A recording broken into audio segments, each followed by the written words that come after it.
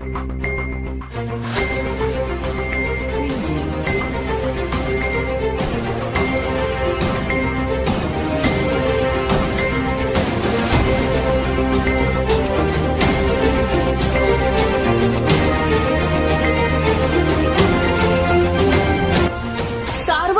News Maharashtra. कोल्हापूरच्या शिये गावातील रामनगर परिसरातील धक्कादायक घटना। कोल्हापुरात 10 वर्षाच्या अल्पवयीन मुलीची केली हत्या।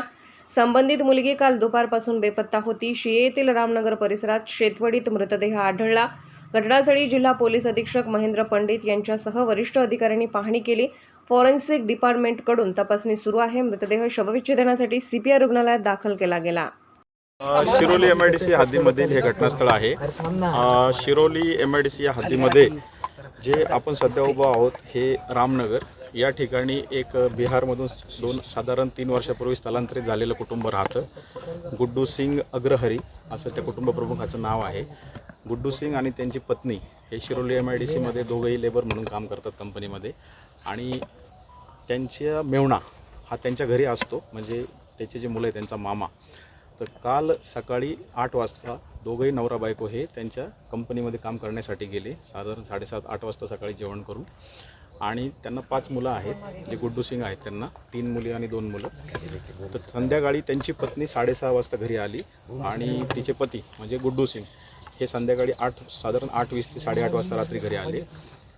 कंपनीत कामाला जाताना मुलीच्या मामाला मुलींकडे लक्ष ठेवण्यासाठी त्यांनी सांगितलेलं होतं, आणि त्या मुली काही शाळेमध्ये वगैरे जात नाही, त्यांचे जे अपत्य आहेत 5।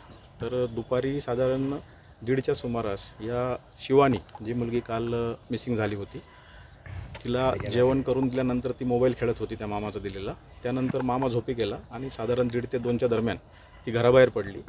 त्यानंतर तिचे आईवडील हे संध्याकाळी कंपनीतून परत आल्यानंतर आईने आणि वडिलांनी मुलगी कुठं गेली विचारलं मामाला, तर ती दुपारी गेली बाहेर असं त्यांना सांगितलं।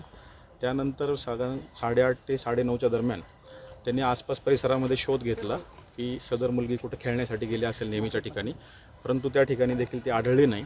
मग ते कुटुंबीय गुड्डू सिंग ज्या ठिकाणी राहतात त्यांच्या शेजारी निर्मला पाटील नावाच्या एक व्यक्ती आहेत, त्यांनी पोलीस स्टेशनचे इन्चार्ज शिरोलीचे यांना मोबाईलवर फोन केला।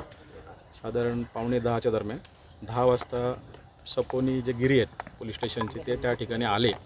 त्यांनी देखील ही माहिती घेतली दिवसभरातल्या घटनाक्रमाबद्दल, आणि त्यांची तक्रार घेण्यासाठी गुड्डू सिंग यांची पोलीस स्टेशनला आपण 137 BNS म्हणजे जुना 363 IPC किडनॅपिंगचा गुन्हा दाखल केला रात्री 23:26 आणि त्यानंतर API गिरी त्यांची टीम आणि त्या मुलीचे वडील आणि तिचे नातेवाईक यांनी देखील या परिसरामध्ये तिचा शोध घेतला पहाटे 4 वाजेपर्यंत, परंतु त्यांना काही मुलीचा शोध लागला नाही। आज सकाळी परत 8 नंतर SDPO करवीर, त्याचबरोबर स्थानिक गुन्हे शाखेचं पथक आणि पोलीस स्टेशन असं यांनी परत शोध सुरू केला त्या मुलीचा। त्यानंतर मग डॉग स्क्वॉडची देखील मदत घेण्यात आली। डॉग स्क्वॉडला त्या मुलीच्या घरातील जे आर्टिकल्स आहेत, तिचे जे जुने वापरते फ्रॉक्स आहेत किंवा त्या इतर वस्तू आहेत, त्याचा वास दिल्यानंतर डॉगने घटनास्थळ दाखवलं। त्या ठिकाणी त्या मुलीचा मृतदेह मिळालेला आहे। त्यानंतर मृतदेह मिळाला साधारण 12:15च्या दरम्यान दुपारी। त्यानंतर मग फॉरेन्सिकची टीम बोलून त्या ठिकाणी जे सॅम्पल्स आहेत घटनास्थळावरचे ते कलेक्ट केलेले आहेत। त्यानंतर आता जे वडिलांना तिच्या जी डेड बॉडी ज्या ठिकाणी मिळाली त्या ठिकाणी देखील त्यांना नेण्यात आलेलं होतं आणि त्यांना सर्व परिस्थिती घटनास्थळ दाखवण्यात आलेलं आहे।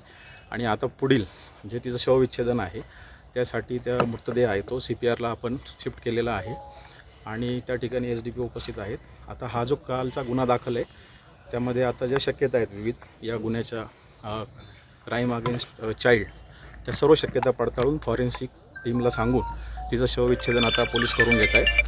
त्याचबरोबर स्थानिक गुन्हे शाखेची टीम देखील संशयित जे आहेत, कारण या ठिकाणी दुपारी 1:45च्या दरम्यान सदर मुलगी एका अनोळखी इसमासोबत चालत येतानाचं एक अंधुकसं फुटेज देखील प्राप्त झालेलं आहे। तर त्या